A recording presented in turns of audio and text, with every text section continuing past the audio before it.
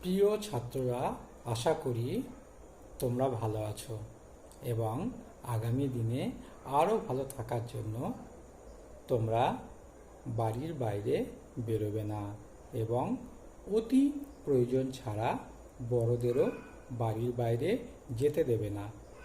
সারা পৃথিবীর বর্তমান এই কঠিন পরিস্থিতিতে তোমরা যাতে তোমাদের পঠন পাঠন চালিয়ে যেতে পারো তার জন্য আমরা চাকদাহ রামলাল একাডেমির শিক্ষক শিক্ষিকারা অনলাইনে বিভিন্ন বিষয়ের ক্লাস নেওয়ার চেষ্টা করছি। তোমরা অনলাইনের ওই পঠন পাঠন ফলো করো এবং নিজেরাও চেষ্টা করো। আশা করি আমাদের সহযোগিতা ও তোমাদের প্রচেষ্টা আগামী দিনে তোমাদের সাফল্য আসবে। পরিমিতির একটা গুরুত্বপূর্ণ অধ্যায় গোলক। আমি গোলক নিয়ে আলোচনা করছি। খাতার একটি পেজে গোলকে বিভিন্ন সূত্রাবলী একত্রিত করে লেখা আছে। তোমরা প্রথমে ওই সূত্রাবলী একবার দেখে নাও, তারপর আমার ভয়েসটা শুনবে। সেখানে গোলকের বিষয়ে আমি ব্যাখ্যা করছি। গোলক একটি একতল বিশিষ্ট ঘনবস্তু। গোলকের উদাহরণ বললেই প্রথমে ফুটবল, ক্রিকেট বলের কথা মনে পড়ে। তারপর ভূগ্লোব আছে, গোলাকার জলের ট্যাঙ্ক আছে, আবার অর্ধগোলকও হয়। অর্ধগোলক বলতে বাটি, অর্ধগোলাকার পেপারওয়েট এইগুলো বোঝায়। ফুটবল যদি আমরা দেখি তখন আমাদের মনে হয় ফুটবলটা তৈরি করতে কি পরিমাণ চামড়া লেগেছে, অর্থাৎ ফুটবলের পার্শ্বতলটা ক্ষেত্রফল পরিমাপ করতে ইচ্ছা হয়। আবার ফুটবলের ভিতরে কি পরিমাণ বায়ু আছে সেটাও আমাদের নির্ণয় করতে ইচ্ছা হয়, অর্থাৎ ভিতরকার বায়ুর আয়তন নির্ণয় করতে ইচ্ছা হয়। গোলাকার জলের ট্যাঙ্কের ভিতরে কি পরিমাণ জল আছে তার আয়তন পরিমাপ করতে ইচ্ছা হয়।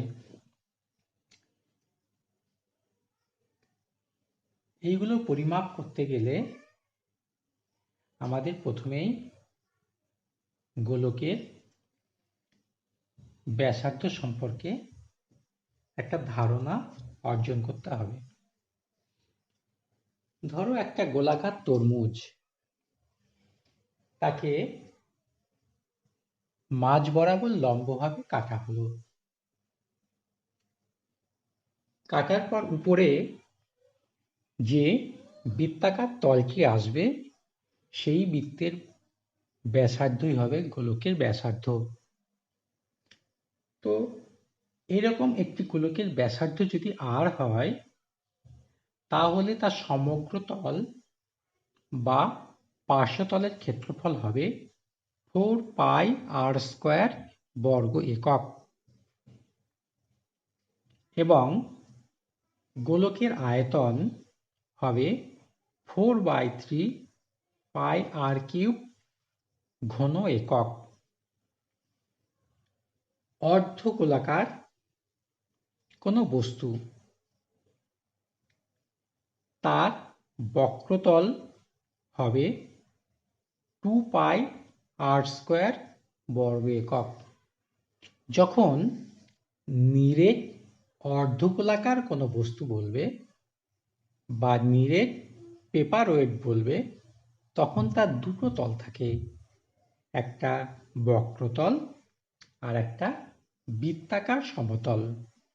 সেই ধরনের নিরেট গোলকের ক্ষেত্রে তার সমগ্র তলের ক্ষেত্রফল হবে 2πr² প্লাস πr² বর্গ একক, অর্থাৎ অর্ধেক যে পার্শ্বতলটা 2πr² এবং বৃত্তাকার যে তলটি রয়েছে সমতলটি তার ক্ষেত্রফল πr², এদের সমষ্টি অর্ধগোলকের নিরেট অর্ধগোলকের সমগ্র তলের ক্ষেত্রফল, অর্থাৎ 3πr² বর্গ একক।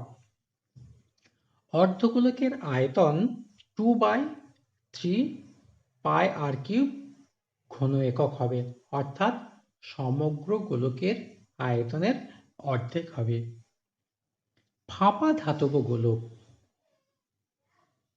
ফাঁপা ধাতব গোলকের কি পরিমাণ ধাতু দিয়ে তৈরি সেটা যদি আমরা নির্ণয় করতে যাই, সেক্ষেত্রে আমাদের জানতে হবে ওই গোলকটির বাইরের দিকের ব্যাসার্ধ কত এবং ভিতরের দিকের ব্যাসার্ধ কত। বাইরের দিকের ব্যাসার্ধ যদি ক্যাপিটাল আর একক হয় এবং ভিতরের দিকের ব্যাসার্ধ যদি স্মল আর একক হয়, তাহলে ওইরূপ ফাঁপা গোলকের ধাতব অংশের আয়তন হবে 4/3πr³ মাইনাস 4/3πr³ ঘন একক equals to 4/3πR³ minus r³ ঘন একক।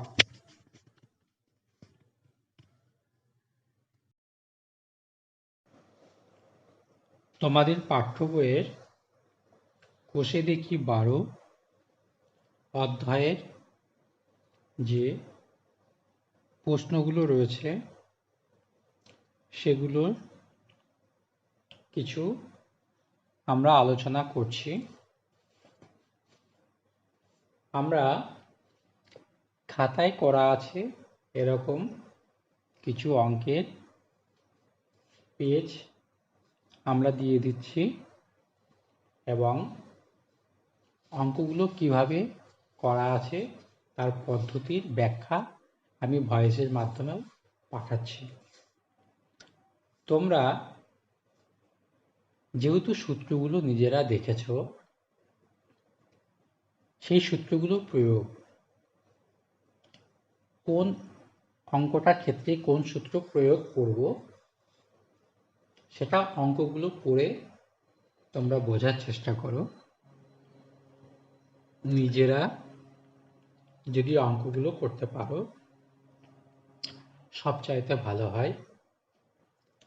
আর যেখানে অসুবিধা হবে সেখানে আমার ভয়েসটা শোনো, অঙ্কগুলোর ব্যাখ্যা এবং খাতার যে পেজগুলো দেওয়া আছে অঙ্কগুলো যেভাবে করে দেওয়া আছে দেখে নাও। দেখে নিয়ে তোমরা নিজের মতো করে তোমাদের খাতাতে অঙ্কগুলো অবশ্যই করবে। আমরা 2 নম্বর প্রশ্নটা যদি দেখি, একটি চামড়ার বল তৈরি করতে প্রতি বর্গ সেন্টিমিটার 17 টাকা 50 পয়সা হিসাবে মোট 431 টাকা 20 পয়সা খরচ হয়েছে। বলটির ব্যাসের দৈর্ঘ্য হিসাব করতে হবে। আমাদের জানা আছে মোট খরচকে প্রতি বর্গ সেমির খরচ দিয়ে ভাগ করলে পারে আমরা পার্শ্বতলের ক্ষেত্রফলটা পেয়ে যাব। সেই জন্যে পার্শ্বতলের ক্ষেত্রফল সমান সমান 431.20 ডিভাইডেড বাই 17.50 বর্গ সেন্টিমিটার লেখা আছে। আমরা ওই বলটির ব্যাসার্ধ আর সেন্টিমিটার ধরে নিলাম। স্বভাবতই পার্শ্বতলের ক্ষেত্রফল আসবে 4πr²। আমরা 4πr² সমান পূর্বে যে পার্শ্বতলের ক্ষেত্রফলটা বেরিয়েছিল তার সঙ্গে সমান করেছি এবং ক্যালকুলেশন করে আর এর মান পাচ্ছি 7/5 অর্থাৎ 2r ইকুয়ালস টু 2.8। সুতরাং বলটির ব্যাস 2.8 সেন্টিমিটার। ক্যালকুলেশনটা তোমরা নিজেদের মতো করে করবে। আমরা যদি 5 নম্বর অঙ্কটা দেখি, কোনো গোলাকার গ্যাস বেলুন ফোলাবার সময় তার ব্যাসার্ধের দৈর্ঘ্য 7 সেন্টিমিটার থেকে 21 সেন্টিমিটার হয়ে গেল। বেলুনটির পূর্বের এবং পরের সমগ্র তলের ক্ষেত্রফলের অনুপাত নির্ণয় করতে হবে। যেহেতু এখানে অনুপাতের কথা বলা আছে, যার জন্যে আমরা সমগ্র তলের ক্ষেত্রফলগুলোতে 4 পাই এই জায়গাটাকে ফিক্সড রেখেছি। এবং দেখো, নির্ণীয় অনুপাত বলে যেখানে লেখা আছে, ওখান থেকে আমরা খুব সহজেই 4 পাই এই জায়গাটাকে বাদ দিতে পারছি এবং অনুপাতটা খুব সহজেই বেরিয়ে আসলো। আমাদের পৃথকভাবে তাদের সমগ্র তলের ক্ষেত্রফল ক্যালকুলেশন করা প্রয়োজন হলো না। অঙ্কটা খুব সহজেই আমরা অনুপাতটা নির্ণয় করতে পারলাম। তোমরাও তোমাদের নিজেদের মতো করেই করবে। আমরা যদি 6 নম্বর প্রশ্নটা দেখি, একটি অর্ধগোলাকৃতি বাটি তৈরি করতে 127.2/7 বর্গ সেন্টিমিটার পাত লেগেছে। বাটিটির মুখের ব্যাসের দৈর্ঘ্য নির্ণয় করতে হবে। তো অর্ধগোলাকার বাটির যে ধাতব পাত লিখেছে, অর্থাৎ আমার পার্শ্বতলের ক্ষেত্রফলটা দেওয়া আছে। আমরা ব্যাসার্ধ যদি r ধরে নিই, তাহলে অর্ধগোলাকার বাটি তার পার্শ্বতলের ক্ষেত্রফল পাবো 2πr²। স্বভাবতই 2πr² ইকুয়ালস টু প্রদত্ত যে পার্শ্বতলের ক্ষেত্রফলটা আছে, অর্থাৎ 127.2/7। এখান থেকে আমরা r এর মান নির্ণয় করেছি এবং 2r ইকুয়ালস টু 9, অর্থাৎ বাটিটির মুখের ব্যাস 9 সেন্টিমিটার আসলো। ক্যালকুলেশনটাও নিজেদের মতো করে তোমরা করে নেবে। আমরা যদি 7 নম্বর প্রশ্নটা দেখি, খুব সহজেই করে ফেলতে পারবো। একটা লোহার গোলার ব্যাসার্ধ দেওয়া আছে 2.1 সেন্টিমিটার। গোলাটিতে কত ঘন সেন্টিমিটার লোহা আছে এবং তার বক্রতলের ক্ষেত্রফল নির্ণয় করব। ব্যাসার্ধ দেওয়া আছে 2.1 সেন্টিমিটার। আমরা আয়তনের সূত্রে ফেলবো 4/3πr³, অর্থাৎ 4/3 22/7 ইন্টু 21.1 তার হোল কিউব, ওটাকে 21.1 ইন্টু 21.1 ইন্টু 21.1 আকারে লেখা আছে। তোমরা এটা নিজেদের মতো করে ক্যালকুলেশনটা করে নেবে। এবং বক্রতলের ক্ষেত্রফল 4πr² সূত্রে ফেলেছি। এটাও ক্যালকুলেশনটা তোমরা নিজেদের মতো করে নিয়ে বইয়ের উত্তরটা অবশ্যই একবার মিলিয়ে নেবে।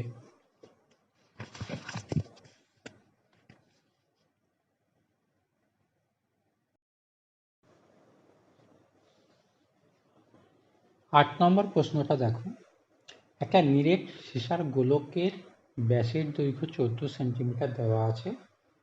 ওই গোলকটি গলিয়ে 3.5 সেন্টিমিটার দৈর্ঘ্যের ব্যাসার্ধের কতগুলি নিরেট গোলক তৈরি করা যাবে নির্ণয় করতে হবে।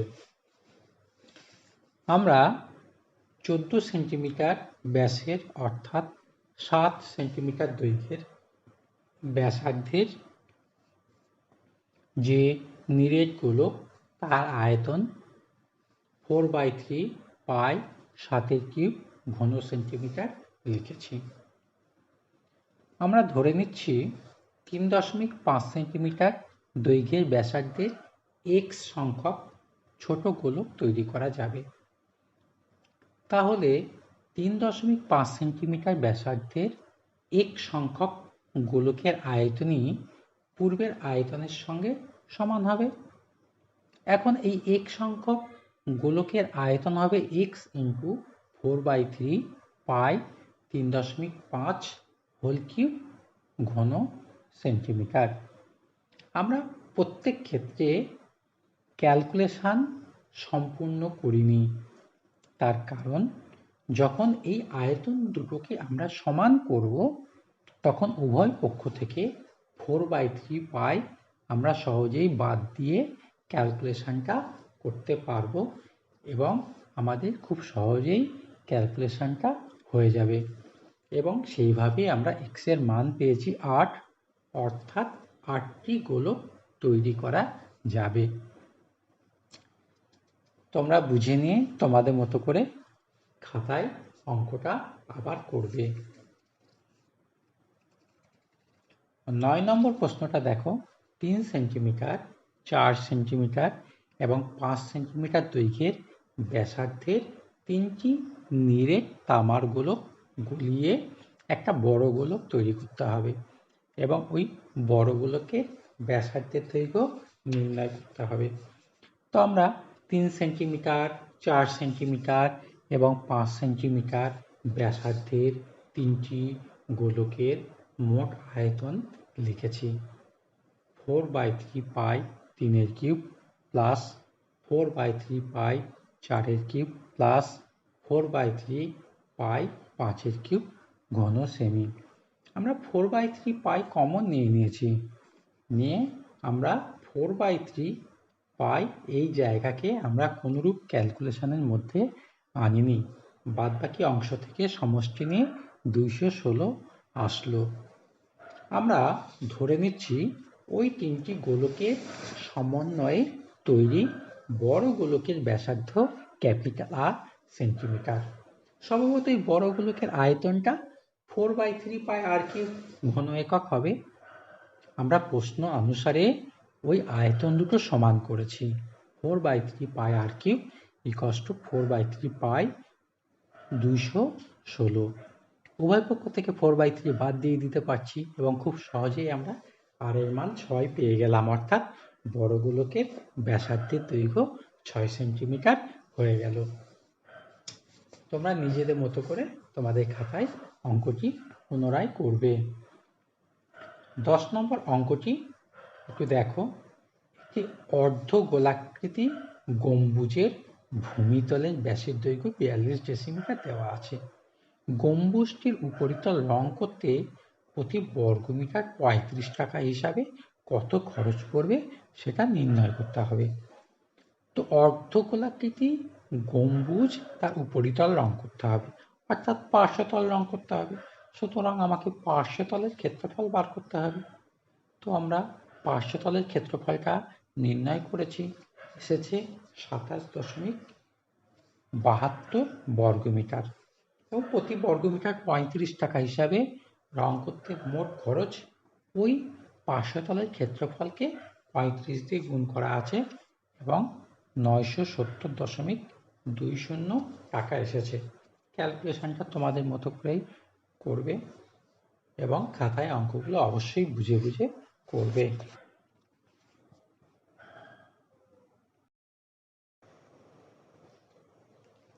প্রশ্ন নম্বর 12, খুব ইম্পর্টেন্ট কোশ্চেন, খুব ভালো করে পড়বে। একটা ধাতব গোলকের উপরিতল এমনভাবে কেটে নেওয়া হলো যে নতুন গোলকের বক্রতলের ক্ষেত্রফল আগের গোলকের ঠিক অর্ধেক হয়। কেটে নেওয়া অংশের আয়তনের সঙ্গে অবশিষ্ট গোলকের আয়তনের অনুপাত নির্ণয় করতে হবে। দেখো, আমরা পূর্বের গোলকের ব্যাসার্ধ ক্যাপিটাল আর ধরেছি এবং কেটে নেওয়ার পরে যে নতুন গোলকটা পাবো তার ব্যাসার্ধ স্মল আর একক ধরেছি। তাহলে আমাদের পূর্বের গোলকের পার্শ্বতলের ক্ষেত্রফল হবে 4 পাই ক্যাপিটাল আর স্কোয়ার এবং নতুন গোলকের পার্শ্বতলের ক্ষেত্রফল হবে 4 পাই স্মল আর স্কোয়ার। আমরা প্রশ্নানুসারে পাবো 4 pi small r square equals to half of 4 pi capital r square. এখান থেকে ক্যাপিটাল আর এবং স্মল আর এর মধ্যে একটা সম্পর্ক আমরা পাচ্ছি, capital R equals to √2 into small R. এখন আমরা কেটে নেওয়া অংশের আয়তন, অর্থাৎ আমরা বাইরের ব্যাসার্ধটাকে ক্যাপিটাল আর এবং যেহেতু আমাদের ছোট গোলকের ব্যাসার্ধটা স্মল আর ছিল, ভিতরের গোলকের ব্যাসার্ধ স্মল আর ধরে কেটে নেওয়া অংশের আয়তন আমরা পাচ্ছি 4/3 pi capital R cube minus 4/3 pi small R cube. 4/3 pi common নিয়ে নিলাম এবং ক্যাপিটাল আর এর মানটা √2 স্মল আর বসিয়ে আমরা আবার পরের স্টেপে স্মল আর কিউব কমন নিয়েছি, আমরা পেলাম 4/3 pi small R cube into 2√2 minus 1 এবং অবশিষ্ট গোলক অর্থাৎ ছোট গোলকটার আয়তন পাবো আমরা 4/3 পাই স্মল আর কিউব ঘন একক। আমাদের প্রশ্নটা চেয়েছে কেটে নেওয়া অংশের আয়তনের সঙ্গে অবশিষ্ট গোলকের আয়তন, অর্থাৎ আমাদের 4/3 pi R cube into 2√2 minus 1 is to 4/3 pi small R cube. এখান থেকে আমরা 4/3 পাই স্মল আর কিউব বাদ দিয়ে দিলাম, অ্যান্সারটি পেলাম 2√2 মাইনাস 1 ইজ টু 1। খুব লক্ষ্য করবে কি অ্যান্সার চেয়েছে সেই বুঝে আমাদের উত্তর করতে হবে। প্রশ্ন 13, 14 সেন্টিমিটার দৈর্ঘ্যের ব্যাসার্ধ বিশিষ্ট একটি ভূগোলকের অক্ষটির বক্রতলে 0.7 সেন্টিমিটার দৈর্ঘ্যের ব্যাসার্ধ বিশিষ্ট দুটি বৃত্তাকার ছিদ্র রয়েছে। ভূগোলকটির গোলাকার ধাতব অংশের ক্ষেত্রফল হিসাব করতে হবে। এখানে আমরা 14 সেন্টিমিটার ব্যাসার্ধ ধরে আমরা তার বক্রতলের ক্ষেত্রফলটা নির্ণয় করব। তো 4 পাই আর স্কোয়ার, এই সূত্র অনুযায়ী 4 পাই 14 স্কোয়ার বর্গ সেন্টিমিটার ক্যালকুলেশন করে আমরা 2464 বর্গ সেন্টিমিটার পার্শ্বতলের ক্ষেত্রফল পেয়ে গেলাম। এবার বলছে গোলকটার অক্ষতে দুখানা 0.7 সেন্টিমিটার বৃত্তাকার ছিদ্র আছে। তো ওই আমরা দুখানা বৃত্তাকার ছিদ্রের ক্ষেত্রফল বার করব এবং পার্শ্বতলের ক্ষেত্রফল থেকে ওই ক্ষেত্রফল বাদ দেব, সেটাই হচ্ছে আমাদের নির্ণেয় ক্ষেত্রফল হবে। তো ছিদ্র দুটির ক্ষেত্রফল আমরা নির্ণয় করেছি বৃত্তের ক্ষেত্রফলের সূত্র অনুযায়ী, দুটোর জন্য 2 পাই 0.7 হোল স্কোয়ার বর্গ সেমি। আমরা ক্যালকুলেশন করে পাচ্ছি 3.08 বর্গ সেন্টিমিটার এবং নির্ণেয় ধাতব পাতের ক্ষেত্রফল আসছে 2464 মাইনাস 3.08 বর্গ সেন্টিমিটার, অর্থাৎ 2460.92 বর্গ সেন্টিমিটার। তোমরা নিজেদের মতো ক্যালকুলেশন করে খাতায় অঙ্কটি অবশ্যই করবে। 14 নম্বর অঙ্কটি দেখো, 8 সেন্টিমিটার দৈর্ঘ্যের ব্যাসার্ধের একটি নিরেট লোহার গোলককে গলিয়ে 1 সেমি দৈর্ঘ্যের ব্যাসার্ধের কয়টি নিরেট গুলি পাওয়া যাবে হিসাব করি। আমরা 8 সেন্টিমিটার দৈর্ঘ্যের ব্যাসার্ধের নিরেট লোহার গোলকের আয়তন বার করব। সেই আয়তন হবে 4/3 পাই 8 কিউব ঘন সেন্টিমিটার। এখানে আমরা সম্পূর্ণ ক্যালকুলেশন করছি না, আমরা ধরে নিচ্ছি ওই গোলকটা গলিয়ে x সংখ্যক গুলি পাওয়া যাবে। তো আমরা x সংখ্যক গুলির আয়তন নির্ণয় করব যাদের ব্যাসার্ধ 1 সেমি। তো x টি গোলকের আয়তন হবে x ইন্টু 4/3 পাই 1 কিউব ঘন সেমি। এখন এই আয়তন পূর্বের আয়তনের সমান হবে, অর্থাৎ x into 4/3 pi into 1 cube equals to 4/3 pi into 8 cube এখান থেকে খুব সহজেই আমরা 4/3 পাই বাদ দিয়ে দিতে পারছি এবং এক্স এর মান 512 আসছে, অর্থাৎ 512টি গোলক তৈরি করা যাবে। ক্যালকুলেশনটা নিজেদের মতো করবে এবং এখানকার ক্যালকুলেশনটাও ফলো করবে। ক্যালকুলেশনের সুবিধার্থে অর্থাৎ ক্যালকুলেশনের সহজ করার জন্য 4/3 পাইয়ের মানটাকে ক্যালকুলেশন করা হয়নি, উভয় পক্ষ থেকে আমরা বাদ দিতে পারবো বলে। এই ধরনের ক্যালকুলেশন অবশ্যই তোমরা ফলো করবে। আমরা যা যা আলোচনা করলাম তোমরা সেগুলো যদি মনোযোগ সহকারে বোঝার চেষ্টা করো এবং সূত্রাবলী যদি ভালো করে দেখে নাও এবং আমাদের গোলক সম্পর্কে, অর্ধগোলক সম্পর্কে আমাদের যে ধারণাগুলো হয়েছে সেগুলো নিয়ে আমরা এমসিকিউ এর যে কোশ্চেনগুলো আছে, সত্য মিথ্যার যে কোশ্চেনগুলো আছে, শূন্যস্থান পূরণের যে কোশ্চেনগুলো আছে, আমরা আশা করছি এইগুলো তোমরা নিজেরাই করতে পারবে। এইগুলো তোমরা করে রাখো, পরবর্তীকালে যখন বিদ্যালয়ের স্বাভাবিক পঠন পাঠন শুরু হবে তখন এইগুলো আমরা মিলিয়ে নিতে পারবো। আমি আবার এসএকিউ এর যে 5টি কোশ্চেন আছে সেইগুলো আমরা আলোচনা করছি। এসএকিউ এর 1 নম্বর প্রশ্নটা বলছে, একটি নিরেট অর্ধগোলকের আয়তন এবং সমগ্রতলের ক্ষেত্রফলের সাংখ্য মান সমান অর্ধগোলকটির ব্যাসার্ধের দৈর্ঘ্য নির্ণয় করতে হবে। তো আমরা অর্ধগোলকের ব্যাসার্ধ r একক ধরে নিয়েছি, তার আয়তন 2/3 পাই r³ ঘন একক হবে এবং সমগ্রতলের ক্ষেত্রফল হবে 3 পাই r² বর্গ একক, যেহেতু নিরেট অর্ধগোলক বলা আছে। এখন 2/3 পাই r³ = 3 পাই r² সমান করা হলো এবং r এর মান আসছে 4.5, অর্থাৎ অর্ধগোলকটির ব্যাসার্ধের দৈর্ঘ্য হবে 4.5 একক। আমরা 2 নম্বর প্রশ্নটা দেখছি, একটি নিরেট ধাতব গোলকের বক্রতলের ক্ষেত্রফল একটি নিরেট লম্ববৃত্তাকার চোঙের বক্রতলের ক্ষেত্রফলের সমান বলা আছে। চোঙটির উচ্চতা এবং ব্যাসার্ধের দৈর্ঘ্য দেওয়া আছে, গোলকটির ব্যাসার্ধের দৈর্ঘ্য নির্ণয় করতে হবে। আমরা গোলকের ব্যাসার্ধের দৈর্ঘ্য r ধরে নিলাম, স্বভাবতই তার বক্রতলের ক্ষেত্রফল আসবে 4 পাই r² বর্গ সেন্টিমিটার।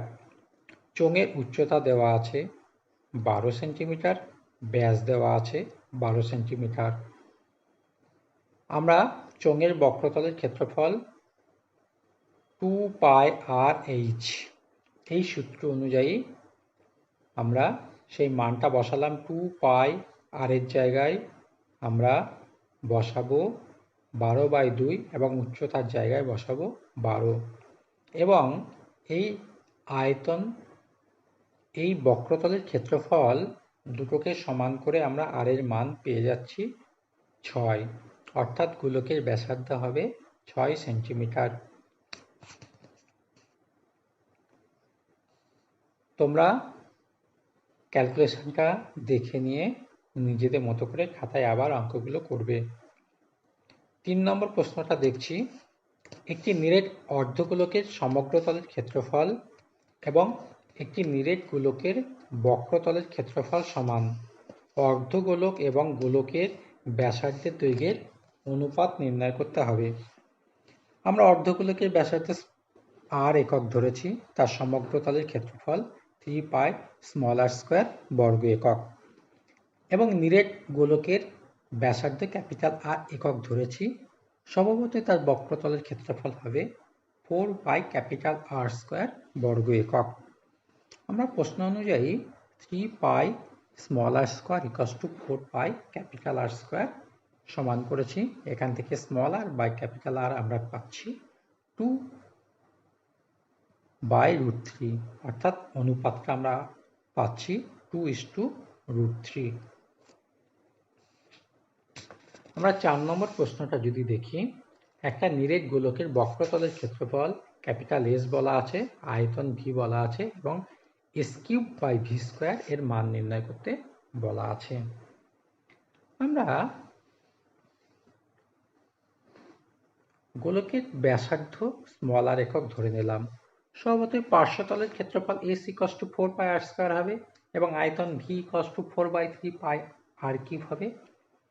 আমাদের a²/v এর মান নির্ণয় করতে হবে, s³/v² এর মান নির্ণয় করতে হবে।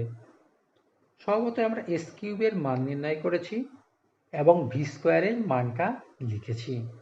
আমরা s³/v² মানগুলোকে বসিয়ে আমরা পেলাম 36π, অর্থাৎ s³/v² এর মান হবে 36π।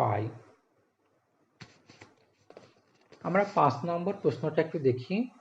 একটি গোলকের ব্যাসার্ধের দৈর্ঘ্য 50% বৃদ্ধি করলে তার ক্ষেত্রফলের শতকরা কিরূপ বৃদ্ধি পাবে সেটা লিখতে হবে। আমরা গোলকের ব্যাসার্ধ স্মল আর একক ধরেছি। স্বভাবতই তার বক্রতলের ক্ষেত্রফল হবে 4πr² বর্গ একক। এবার ব্যাসার্ধ যদি 50% বাড়িয়ে দিই, তার ব্যাসার্ধ হয়ে যাবে r+r/2 এবং তার পার্শ্বতলের ক্ষেত্রফল হবে 4πr+r/2², অর্থাৎ আমরা ক্যালকুলেশন করে পাচ্ছি 9πr² বর্গ একক। তাহলে কতটা ক্ষেত্রফল বৃদ্ধি পেল? 9πr² থেকে আমরা 4πr² বাদ দিয়ে দিলাম, অর্থাৎ 5πr² বর্গ একক। এটা আমরা শতকরায় প্রকাশ করলে বৃদ্ধির হার পাবো 5πr² divided by 4πr² into 100%, অর্থাৎ 125%।